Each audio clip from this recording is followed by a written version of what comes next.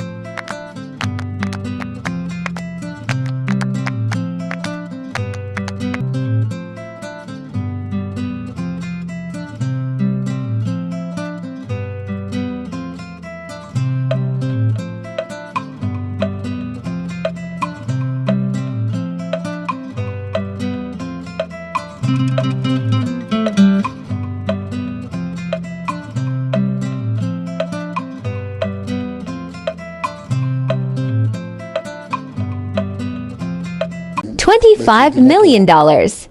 And he told me that he was determined to do that. I started asking him probing questions. He said he was at the University of Nigeria in Nsukka. He graduated in 1984.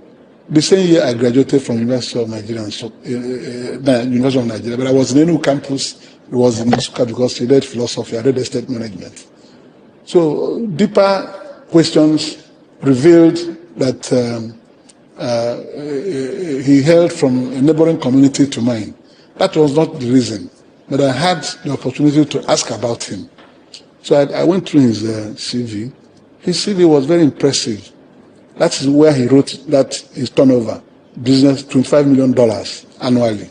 So he didn't look somebody who was controlling such business, and he was level-headed. So when I asked, one having to do with you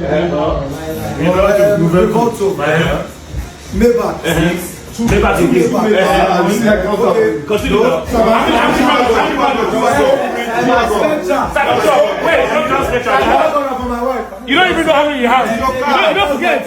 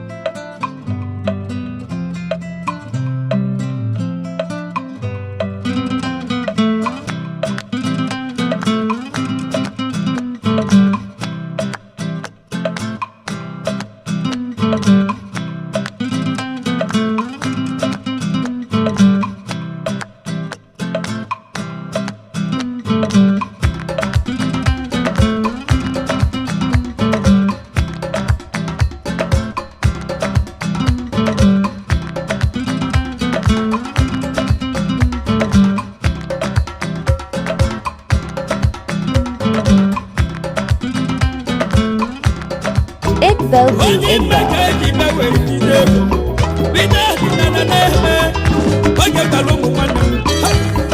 It's Abama on the beat.